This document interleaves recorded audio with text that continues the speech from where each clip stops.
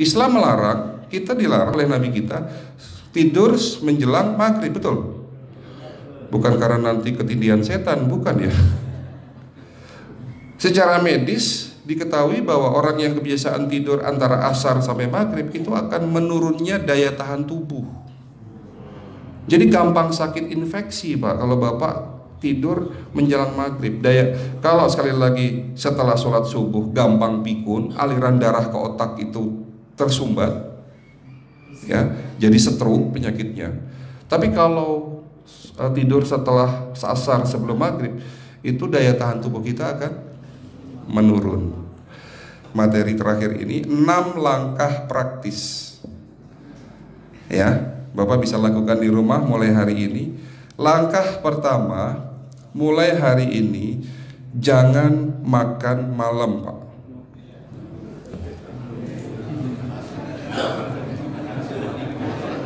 Ya, ala bisa karena biasa. Memang awalnya sulit, yang sudah kebiasaan makan malam itu sulit. Alasannya nanti nggak bisa tidur dok, betul ya? Nanti perutnya kembung, mual dan sebagainya. Itu karena kebiasaan. Dulu pun saya begitu. Tapi kalau sekali-sekali boleh Pak. Misalnya diundang hajatan gitu, tetangga ada yang kawinan hajatan, ya enggak apa-apa, menghargai itu makan malam. Tapi sekali-sekali itu. Tapi kalau tiap hari ini yang enggak boleh, betul ya Pak? Jangan makan berlebihan dan jangan makan malam. Makan sate boleh nggak Pak? Boleh, siapa bilang nggak boleh? Sate itu, Bapak tahu daging kambing. Daging kambing, daging domba adalah makanan sehat, tidak berkolesterol. Yang kolesterol itu lemaknya Pak. Tapi kalau Bapak makan daging murni, dagingnya tok, ya sehat Pak. Yang nggak boleh itu santannya. Jadi makan gulai itu jangan, kalau gulai sate aja udah, ya, ataupun dibuat apalah, dibuat empal, ya. Oke, itu yang pertama. Yang kedua, tolong catat, jangan tidur larut malam Pak. Batasan tidur jam berapa Pak? Jam 11 paling telat. Jadi jam 10 harus sudah tidur. Kenapa? Apa penjelasan medisnya? Orang yang tidur di atas jam 11 akan terganggu fungsi livernya Pak. Dimana liver kita ini fungsinya banyak, ya, ada 500 fungsi liver loh Pak. Fungsi jantung ada berapa Pak? Fungsi jantung 1. Fungsi jantung tugasnya untuk mompa darah. Fungsi ginjal ada berapa? 2. Absorpsi dan filtrasi. Fungsi liver 500 fungsi. Jadi organ yang paling berat dalam tubuh kita kerjanya adalah liver. Liver akan rusak manakala kalau kita tidur di atas jam 11 malam. Berarti 500 fungsi liver bisa rusak Pak. Ini salah satu penyebab diabetes. Bukan hanya kerusakan pankreas, tapi rusaknya liver bisa jadi penyakit diabetes Pak. Jadi kalau sakit diabetes itu yang terganggu itu sebetulnya bukan hanya pankreasnya, livernya pun rusak, ususnya pun rusak. Makanya dalam pengobatan diabetes di klinik kami itu bukan hanya ngobatin pankreas, tapi 3 organ penting ini saya obati: usus, liver, dan pankreas. Kebanyakan kenapa kalau dalam pengobatan tradisional mereka taunya diabetes itu hanya pankreas, ya kan? Tapi di sini dalam pengobatan holistik, orang yang kena liver itu 3 organ ini pasti rusak: usus, liver, dan pankreas. Salah satu penyebab dari kerusakan liver akibat kebiasaan tidur larut malam. Jadi salah satu penyebab diabetes pun bisa karena tidur larut malam. Ya, batasan tidur jam berapa? Sekali lagi, jam 11 harus sudah tidur pulas. Jadi jam 10, setengah 11 paling lambat kita harus tidur pulas. Nanti setelah jam 1 boleh bangun. Yang penting jam 11 sampai jam 1 ini harus tidur pulas. Jadi kalau Bapak mau sholat tahajud jam 2, setengah 3 ya monggo, ya. Oke, itu yang kedua. Yang ketiga, air putih Pak dijaga 2 liter sehari. Bagaimana cara minumnya yang baik? Rasulullah sudah ngajarin kita ada 6 sunnah. Harus duduk, pakai tangan kanan, seteguk demi seteguk, membaca basmalah di saat minum, diakhiri dengan alhamdulillah, kan begitu. Ya, pagi hari minum 1 gelas bangun tidur sebelum sholat subuh. Setelah sholat subuh boleh teh, tapi juga dibilas dengan 1 gelas air putih. Sebelum mandi nanti Pak, minum air hangat.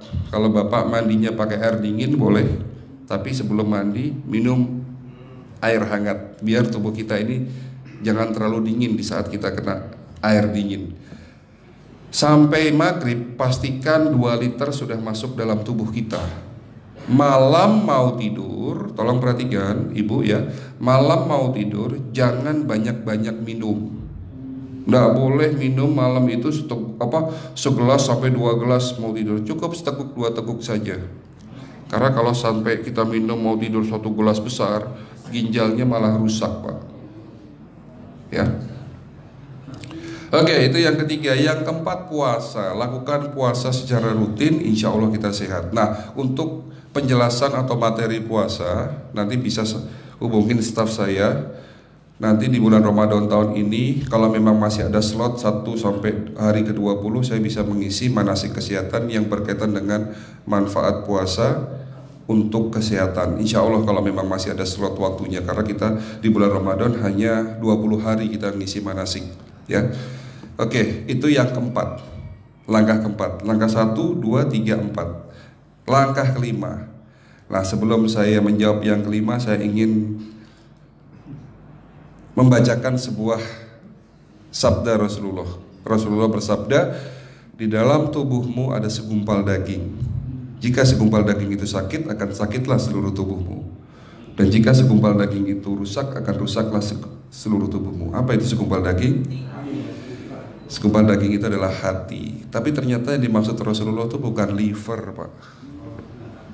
Yang dimaksud Rasulullah adalah hati kita, roh kita, jiwa kita, perasaan kita. Kalau hati kita rusak, kita banyak penyakit hati, iri, dengki, sombong, takabur dan sebagainya. Penyakit fisik akan muncul dalam tubuh kita. Ya, tidak ada orang stres itu sehat, betul tidak Pak? Tidak ada orang yang suka marah-marah itu sehat, betul tidak? Bahkan Rasulullah menganjur senyum adalah ibadah. Senangkan orang lain, permudah urusan orang lain, insya Allah kita sehat. Ya, jadi itu langkah ke-5. Langkah 1 sampai langkah ke-5 sifatnya individual. Bapak bisa lakukan sendiri di rumah. Tapi langkah ke-6 ini butuh bantuan pihak dokter atau rumah sakit. Kira-kira langkah ke-6 apa Pak? Lakukan pemeriksaan sebelum sakit. Jadi periksa itu jangan nunggu sakit baru periksa. Jangan seperti kayak Bu Ustazah tadi, diajak periksa, jawabannya takut ketahuan penyakitnya. Setelah stroke baru datang ke klinik untuk minta diperiksa. Kalau sudah stroke susah nggak nyembuhinnya Pak? Kata kayak beliau nih, sudah 2 tahun tidak sembuh-sembuh karena sudah terlanjur stroke. Tapi kalau beliau melakukan general check up, mohon maaf ya Pak, kalau beliau melakukan general check up rutin, insya Allah tidak akan kena stroke, karena sebelum stroke sudah diobati dulu. Karena stroke ini bisa kita lihat dalam scanning dengan alat yang saya punya, insya Allah kelihatan ini. Oh ini sudah mulai ada tanda-tanda mau penyumbatan, buru-buru diobati. Memang takut Pak, tapi pesan saya jangan takut. Ya, lakukan pemeriksaan supaya kita tahu, supaya kita kenal. Gitu ya Pak. Jadi kira-kira di jemaah ini ada enggak yang mau saya ajak periksa kita semua? Pesan terakhir dari saya, lakukan pemeriksaan sebelum terlambat. Ini pesan saya dan pesan seluruh dokter di dunia sebetulnya. Lakukan pemeriksaan sebelum terlambat. Ya, karena dengan kita melakukan pemeriksaan kita akan kenal tubuh kita. Kalau sudah kenal kita akan sayang sama tubuh kita. Betul Pak? Ada pepatah mengatakan tidak kenal tidak sayang. Cukup sekian dari saya. Mohon maaf kalau penyampaian kami kurang baik. Akhirul kalam, wabillahi taufiq wal hidayah. Wassalamualaikum warahmatullahi wabarakatuh.